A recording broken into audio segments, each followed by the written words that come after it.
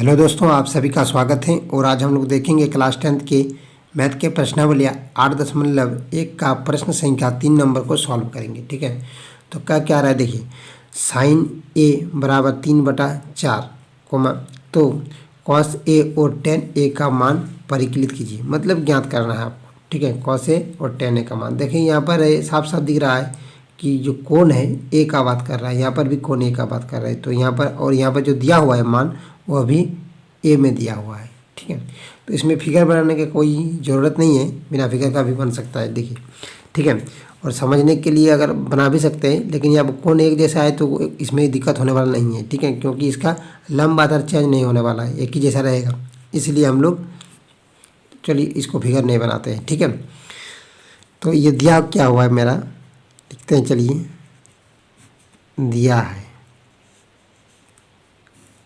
ठीक है, क्या दिया हुआ है कि साइन ए बराबर 3/4।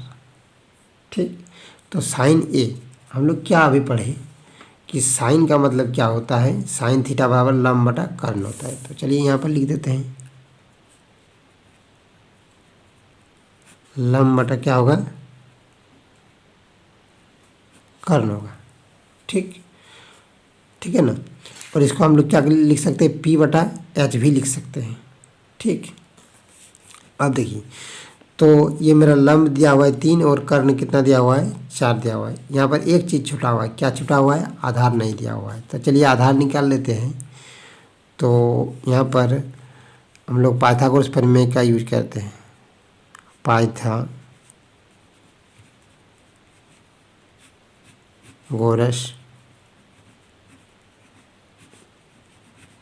प्रमेय से क्या होता है कि कर्ण का स्क्वायर बराबर लंब का वर्ग प्लस आधार का वर्ग, ये होता है। ठीक है, तो यहाँ पर देख कर्ण कितना दिया हुआ है 4, तो 4 का वर्ग करेंगे बराबर लंब कितना दिया हुआ है, लंब बटा कर्ण, तो लंब कितना दिया हुआ है 3, तो 3 का वर्ग करेंगे प्लस आधार नहीं दिया हुआ है तो कुछ नहीं लिखेंगे। ठीक है, जैसा का वैसा रहेगा। अब देखिए, ये 3 का वर्ग मतलब कितना होगा, 9, 9 को इधर लाएंगे, 4 का वर्ग कितना होगा 16, और 3 का वर्ग कितना होगा 9, 9 को इधर लाएंगे तो माइनस में हो जाएगा, ये हो जाएगा आधार।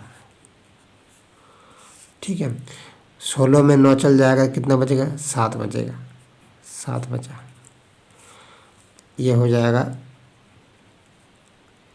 आधार का वर्ग। अब देखिए, हमको क्या निकालना है, आधार निकालना है। तो चलिए लिख देते हैं, आधार बराबर ये वर्ग हटा तो मतलब रूट चढ़ गया, ये आपका रूट चढ़ जाएगा 7, यानी कितना आ गया, √7। ठीक है, आधार बराबर √7 आ गया। तो लंब मिल गया, आधार मिल गया, कर्ण मिल गया, तीनों मिल गए। अब हम लोग आसानी से ये चीज़ को निकाल सकते हैं। देखिए, कॉस ए तो क्या होता है, कॉस का कॉस थीटा बराबर, देखिए तो कॉस थीटा आधार बटा कर्ण, तो लिखिए आधार बटा कर्ण, आधार बटा कर्ण। आधार कितना दिया हुआ है, √7, तो √7 बैठा दिए। कर्ण कितना दिया हुआ है, कर्ण आपका 4 दिया हुआ है। ठीक है, तो यहाँ पर लिख दीजिए 4, हो गया आंसर, आ गया। अब देखिए, अब हम लोग क्या निकालेंगे, क्या बोला है, अब हम लोग निकालेंगे tan A। ठीक है, देखिए एक चीज़ बार बार कर रहे हैं कि इसका देखिए, इसमें कोण जो दिया हुआ है एक जैसा दिया हुआ, मतलब यहाँ पर भी जो मान दिया हुआ है ए का मान ए से दिया हुआ है, और निकालना भी क्या है, ए में निकालना है। इसीलिए यहाँ पर फिगर बनाने का कोई ज़रूरत नहीं है, और इसका लंब आधार चेंजिंग नहीं होगा। ठीक है, फिक्स रहेगा। ठीक है, तो tan A बराबर क्या होता है, फॉर्मूला देखिए आप, tan A बराबर आपके सामने क्या है, लंब बटा आधार। तो लिखिए लंब बटा में आधार। लंब कितना है आपका, लंब हो गया आपका 3 हो गया। ठीक है, 3 हो गया, तो यहाँ पर 3 बैठा दीजिए, और आधार कितना है, √7। हो गया √7, ये आपका आंसर आ गया। ठीक, तो हमको क्या बोला था, कॉस ए और tan a का मान परिकलित कीजिए, तो हो गया tan a और cos a का मान। ठीक, ये आपका आंसर हो गया। ठीक है, थैंक यू दोस्तों। अगर वीडियो अच्छा लगे तो लाइक कीजिएगा और चैनल में नए नए जुड़ रहे हैं तो ज़रूर सब्सक्राइब कीजिएगा। Thank you.